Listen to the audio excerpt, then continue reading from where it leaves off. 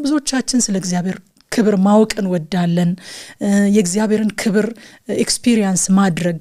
በዛ ክብር ውስጥ መሆን እንፈልጋለንና ስለ ሪቫይቫል ማወቅ እንፈልጋለን ስለ መንፈስ ቅዱስ ስጦታዎች ማወቅ እንፈልጋለን በዚህ ዘመን ላለን አማኞች የእግዚአብሔር ክብር ምንድነው የሚለው ነገር ትንሽ አሻሚ ይመስላል አንዳንድ ጊዜ እንደው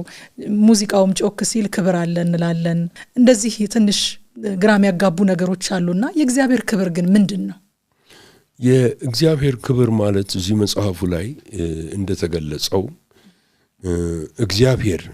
በአንድ ቃል እንግለጸው በቃ እስቲ እግዚአብሔርን በአንድ ቃል ግለጸው ብሎ አንድ ሰው ቢጠይቀን ወይ ቢጠይቅሽ ምን ቃል ነው የምትጠቀመው ምን ቃል ነው የምትጠቀሚው ያ ቃል ክብር የሚለው ነው ክብር የሚለው ነው ካቦድ የሚለው የዕብራይስጡ ቃል ክብር ነው ለምን በጣም ሰፊ ነው ካቦድ ማለት የእግዚአብሔር ልዕልና ማለት ነው የእግዚአብሔር አብሮነት መሆን ማለት ነው የእግዚአብሔር ባህሪው ወይንም በርሱ ዘንድ ያለውም ነገር ሁሉ የሚያጠቃልል ነው እና አሁን እንግዲህ ስንመጣ የእግዚአብሔርን ክብር መለማመድ ዛሬ ዘመናችን እንዴት ነው ምን ማለት ነው ስንል እርግጥ ሰው የእግዚአብሔር ክብር በመካከላችን አለ ሊል ይችላል እስራኤላውያን የእግዚአብሔርን ታቦት ይዘው ከሴሎ ሲወጡ በኤሊ ዘመን እግዚአብሔር ከኛ ጋራ ነው ክብሩ ከኛ ጋራ ነው ብለው አምነው ነበር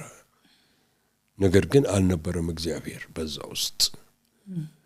ታቦቱም ሲወጣ እኮ ትልቅ እልልታ ድምጽ አሰሙ ምድርም ተናወጠች ይላል ነገር ግን እግዚአብሔር በዛ ውስጥ አልነበረም እንዲያውም ተሸንፈው ድል ተነስተው ታቦቱም ተማርኮ ለብዙ ዓመት ታቦቱ በግለሰቦች ቤት ውስጥ ከቆየ በኋላ ነው በኋላ ዳዊት በሳኦል ዘመን እግዚአብሔርን አንፈልግነውምና እንፈልገው ብሎ ታቦቱን ወደ ዛሬ እንደምናቀው የዳዊት ድንኳን ወደሚባለው ያመጣው ታዲያ ወደኛ ዛሬ መተን ወደ አዲስ ኪዳን ስንመጣ የእግዚአብሔር ክብር ማለት ምንድነው ስንል በጣም ግልጽ አደረገልን ለክ የዮሐንስን ወንጌል ገልጠን ስናነበው የእግዚአብሔር ክብር ማለት ምንድነው ስንል ኢየሱስ ክርስቶስ ነው